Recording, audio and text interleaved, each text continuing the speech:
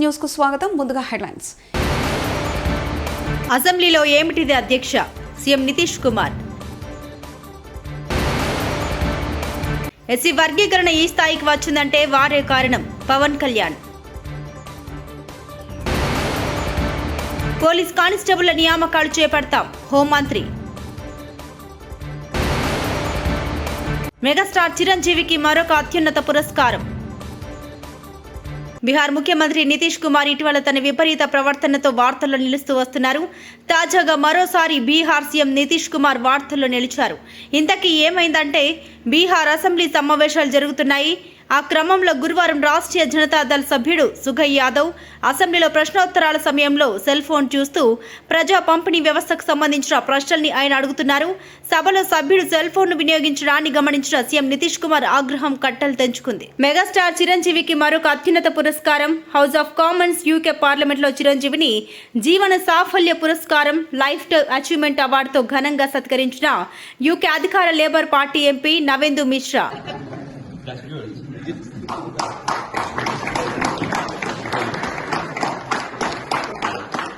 Sir, just one here. Thank you. Just one here.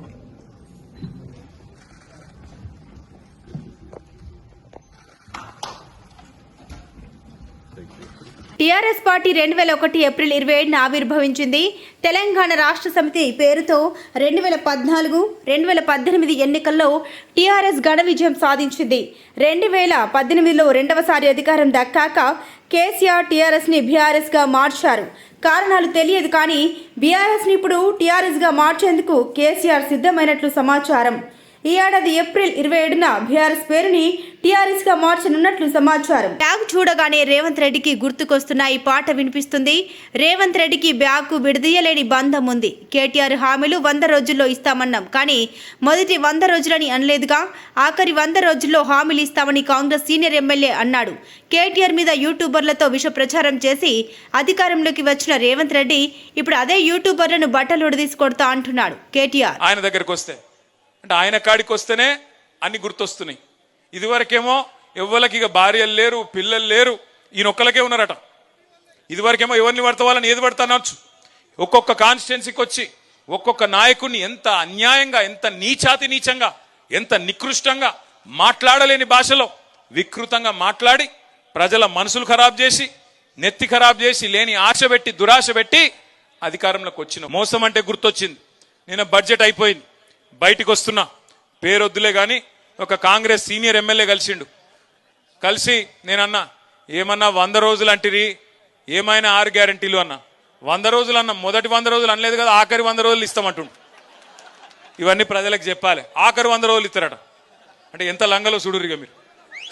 ఆడికెళ్ళి అసెంబ్లీకి వచ్చింది, మా బట్టన్న ఓ బ్యాగ్ పట్టుకొని వచ్చిండు. ఇక బ్యాగ్ చూడంగానే పాపం రేవంత్ రెడ్డికి పాత జ్ఞాపకాలన్నీ గుర్తుకొస్తున్నాయి అనుకుంటా. పాత జ్ఞాపకాలు అన్ని పాపం ఉన్నాయి కదా, మంచి మంచి జ్ఞాపకాలు. సో ఆ బ్యాగ్ పట్టుకొని చూస్తే, ఆ బ్యాగ్ ఓపెన్ చేస్తే ఏమున్నది, బ్యాగ్ తెరిస్తే ఎస్సీ వర్గీకరణ ఈ స్థాయికి వచ్చిందంటే మందకృష్ణ, సీఎం చంద్రబాబు నాయుడే కారణమని ఆంధ్రప్రదేశ్ డిప్యూటీ సీఎం పవన్ కళ్యాణ్ స్పష్టం చేశారు. గురువారం అసెంబ్లీలో ఎస్సీ వర్గీకరణపై చర్చ జరిగింది. ఈ సందర్భంగా పవన్ కళ్యాణ్ మాట్లాడారు. ఉమ్మడి ఆంధ్రప్రదేశ్లో ఎస్సీ వర్గీకరణ చేసిన చంద్రబాబుకు పవన్ కళ్యాణ్ ధన్యవాదాలు తెలిపారు. ఎస్సీ వర్గీకరణతో అందరికీ మేలు జరుగుతుందని ఆశిస్తున్నట్లు ఆయన తెలిపారు. అడుగు పెట్టని పరిస్థితుల్లో వీళ్ళందరి జీవితాలు బాగుండాలి అనే జాతిపిత మహాత్మా గాంధీ గారు ముందుకు తీసుకొచ్చింది. అలాగే జనసేనకి స్ఫూర్తి అయిన శ్రీ నారాయణ గురువు గారికి, అలాగే రాజ్యాంగ నిర్మాత శ్రీ బాబాసాహెబ్ అంబేద్కర్ గారికి హృదయపూర్వక నమస్కారాలు తెలియజేసుకుంటూ నేను స్పీచ్ని అంటే మా జనసేన అభిప్రాయం తెలియజేస్తాను. అధ్యక్ష, గత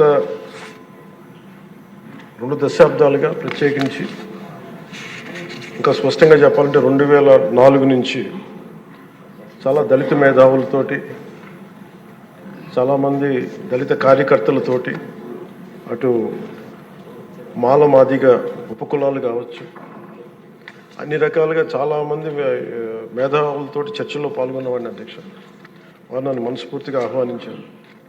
అలాగే బహుజన సిద్ధాంతం కానీ, వీటి పట్ల ఆకర్షితులైన వాడిని. అందువల్ల నన్ను చాలాసార్లు ప్రత్యేకించి వర్గీకరణ గురించి అనేక పర్యాయాలు దీని గురించి మాట్లాడుతూ ఉండేవాళ్ళు.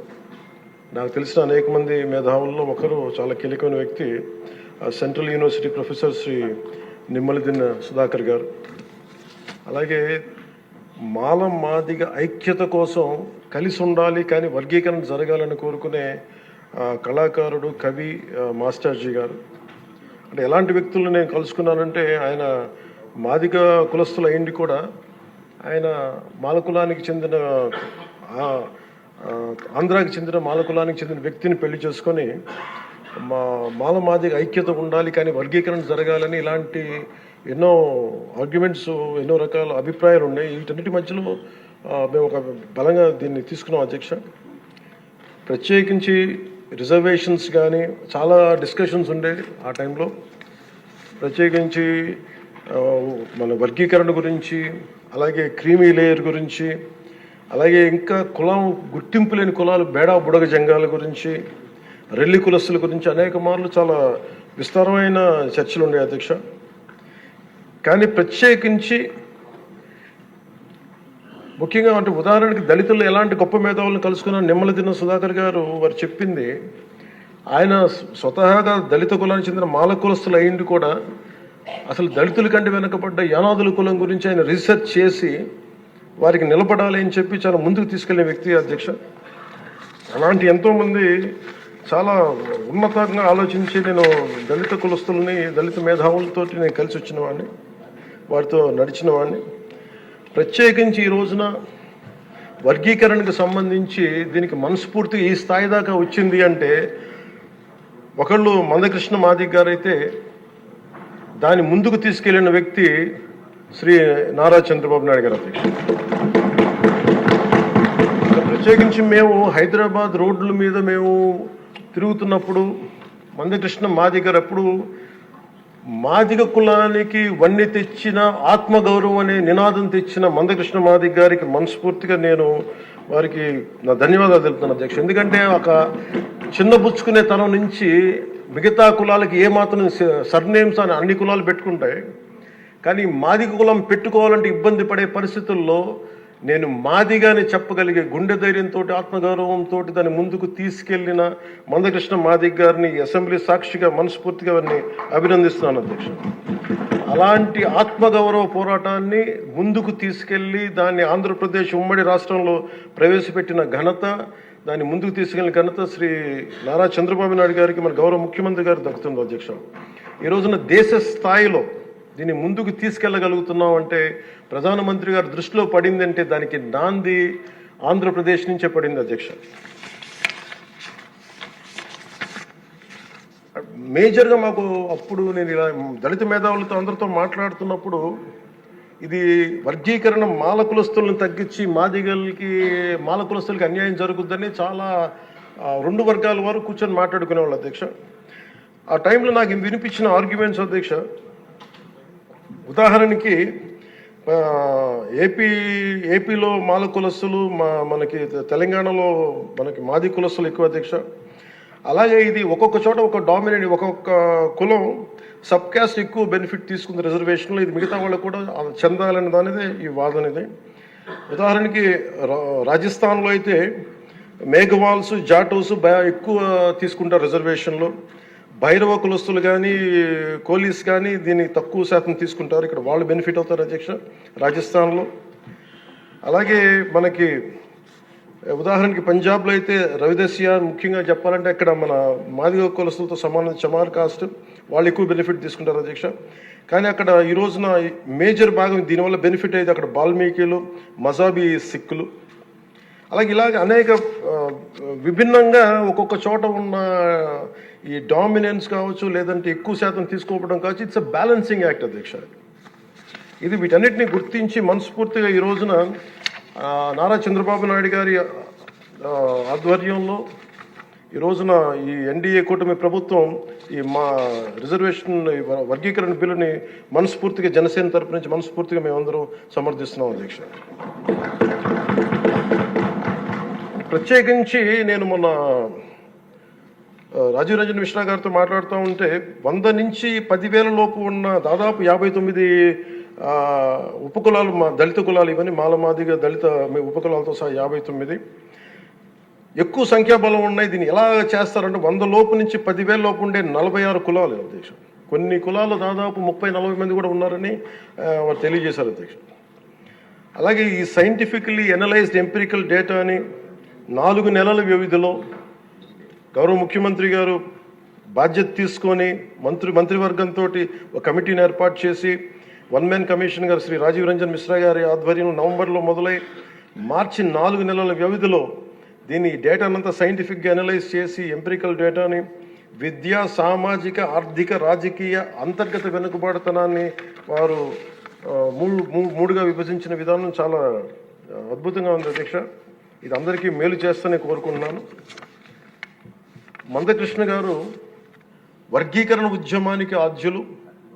రాష్ట్రంలో ఖాళీగా ఉన్న కానిస్టేబుల్ ఉద్యోగాలు, పోలీస్ వెల్ఫేర్పై ప్రభుత్వం తీసుకుంటున్న చర్యలపై సభ్యులు కొనతల రామకృష్ణ ప్రశ్నించారు. ఇందుకు హోంమంత్రి వంగలపూడి అనిత సమాధానాలు ఇచ్చారు.